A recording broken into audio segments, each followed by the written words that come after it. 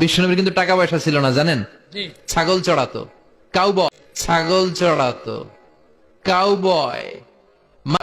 মা মিন নাবিয়্যিন ইল্লা রাআল গানাম, ছাগল চড়াতেন। এরপরে খাদিজাতুল কুবরার স্টাফ হিসেবে, কর্মচারী হিসেবে ক্যারিয়ার শুরু করলেন। এরপর বিজনেস ম্যাগনেট হিসেবে শুরু করলেন।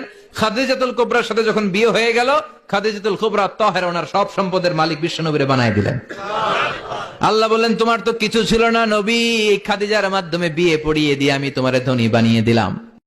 এরপরেও কিছু ব্যক্তি এসে বলবে যে কি মিজানুর রহমান কুজহারি ভাই তিনি রসুল আকরাম সাল্লাল্লাহু আলাইহি ওয়াসাল্লামের শানে বিয়াদবি করেন নাই, এটা তার পক্ষে যুক্তিযুক্ত ছিল। এবং কেননা তিনি তার ভণ্ড যেগুলো অনেক ভক্তরা আছে, এরা অন্ধভক্ত, এরা আবেগ না, এরা বিবেক না, এরা শুধু আবেগ দিয়ে চিন্তা করে। মানে রসুল আকরাম সাল্লাল্লাহু আলাইহি ওয়াসাল্লামের শানে যে বিয়াদবি করা হয়েছে, গুস্তাখি করা হয়েছে, এদের বিরুদ্ধে তারা একটা কথাও বলবে না। এখন তারা কি জবাব দেবে যে রসুল আকরাম সাল্লাল্লাহু আলাইহি ওয়াসাল্লামকে যে কাউগার্ড বলা হচ্ছে, আস্তাগফিরুল্লাহ নাউযুবিল্লাহি মিন যালিক, এর উত্তর তার কি বলবে? আমরা তার বক্তব্য থেকে তিনটা থেকে চারটা জিনিস আমরা তার গুস্তাখি প্রমাণ পাই। প্রথম কথা হচ্ছে কি তিনি রাসূল আকরাম সাল্লাল্লাহু আলাইহি ওয়াসাল্লামের শানে এমন শব্দ চয়ন করেছেন যেগুলো কুরআনুল কারীমের সম্পূর্ণ পরিপন্থী। আর দ্বিতীয় কথা হচ্ছে তিনি রাসূল আকরাম সাল্লাল্লাহু আলাইহি ওয়াসাল্লামের ব্যবসায়ী নীতি সম্পর্কে যে একটা কথা বলেছেন সেটা সম্পূর্ণ অযৌক্তিক, যেটা সিরাত গ্রন্থের মধ্যে কিংবা কোনো কোরআন এবং হাদিসের মধ্যে কোথাও পাওয়া যায় না। আর তৃতীয় যেটা কথা হচ্ছে সেটা হচ্ছে তিনি সূরাতুল দুহা এর কি ওয়াওয়াজাদাকা আইলান ফাআগনা, আমি আপনাকে ধনী করে দিয়েছি, এই সূরা দুহার আয়াতে তিনি ভ্রান্ত তাফসীর করেছেন। আমি ওনার থেকে জিজ্ঞাসা করতে চাই যে কি ওনার থেকে না, উনি যদি না পারেন তাহলে ওনার যারা অন্ধভক্ত আছে তাদের থেকে জিজ্ঞাসা করব, ভাই তিনি যে যুক্তিটা বলছে যে কি তিনি ওনার মাধ্যমে যে তাফসীর যেটা বলছে আর কি, যেটা আপনারা শুনছেন যে খাদিজাতুল কুবরা রাদিয়াল্লাহু তাআলা আনহা এর সম্পদের দ্বারাই তিনি সম্পদশালী হয়েছেন, এটা কোন তাফসীরের মধ্যে আছে? আমি আপনাদের কয়েকটা তাফসীরের নাম বলতেছি। তাফসীরে কুরতুবী, তাফসীরে মাআনী, তাফসীরে মাদহারি, তাফসীরে রুহুল বায়ান, তাফসীরে ইবনে কাসির, তারপর আপনাদের বিশেষ আরও অনেক তাফসীর আছে যেগুলো আপনাদের ইচ্ছাকৃত তাফসীর আছে, সবগুলো আপনি নিয়ে আসেন, আমরা মেনে নেব ইনশাআল্লাহ।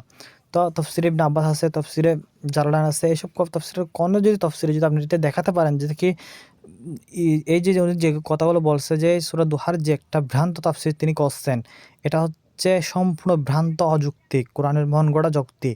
এগুলো তিনি কোথা থেকে বলছেন সেগুলো আপনারা প্লিজ যারা ভণ্ড ভক্তরা আছেন, তারা অন্ধভক্তরা আছেন, তারা প্লিজ আমাকে একটু উদাহরণটা একটু দিবেন। এখন আসি তার এই যে কথাগুলোর কারণে সে কাফের হয়ে গেল কিনা। হ্যাঁ, আমরা অবশ্য হচ্ছে রাসূল আকরাম সাল্লাল্লাহু আলাইহি ইসলামের শানে যারা শব্দ চয়নে ভিন্নতা করবে তারা অবশ্যই কুফরি করলো, আর কুফরি করলে তাদেরকে ঈমান আনতে হবে। তো মহান আল্লাহ রাব্বুল আলামিন মুমিনদেরকে রাসূল আকরাম সাল্লাল্লাহু আলাইহি ইসলামকে আহ্বানের নীতি সম্পর্কে বলতেছেন কি, ইয়া আইয়ুহাল্লাযীনা আমানু লা তাকুলু রাঈনা কুলু উনজুরনা ওয়াসমাউনা। এই যে সূরা বাকারার ১০৪ নম্বর আয়াতে বলা হচ্ছে কি, হে ইমানদারগণ তোমরা রাসূল আকরাম সাল্লাল্লাহু আলাইহি ওয়াসাল্লামকে রাঈনা শব্দ দ্বারা আহ্বান করিও না, তোমরা বরং বলো উনজুরনা ওয়াসমাউ, হে রাসূল আপনি আমাদের দিকে একটু দৃষ্টিপাত দিন যেন আমরা শ্রবণ করতে পারি। দেখেন রাঈনা শব্দটার অর্থ কিন্তু আমাদের দিকে দৃষ্টিপাত করুন, কিন্তু এই শব্দটা যখন বিকৃত হয়ে যায় তখন এর অর্থ হয় কি, হে আমাদের রাখাল। তখন এ রাখাল শব্দটা মিজানুর রহমান কুজাহারি ভাই কীভাবে যে রাসূল আকরাম সাল্লাল্লাহু আলাইহি ওয়াসাল্লামের শানে বলল, এটা কি গোস্তাহি নয়? এটার জন্য তাকে থেকে অবশ্যই ঈমান আনতে হবে, তাওবা করতে হবে।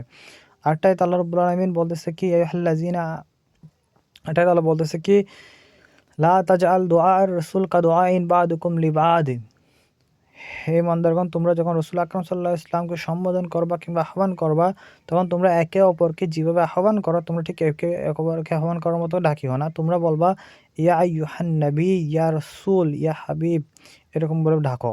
কেন রাসূল আকরাম সাল্লাল্লাহু আলাইহি ওয়াসাল্লামকে মহান আল্লাহ রাব্বুল আলামিন স্বয়ং নিজেই ইয়া আইয়ুহান নবী, ইয়া আইয়ুহার রাসূল, ইয়া আইয়ুহাল মুজাম্মিল, ইয়াসিন, ইয়া তাহা, এসব নাম ছাড়া তিনি কখনো ইয়া মুহাম্মদ, ইয়া আহমদ এবং ডাকেন নাই।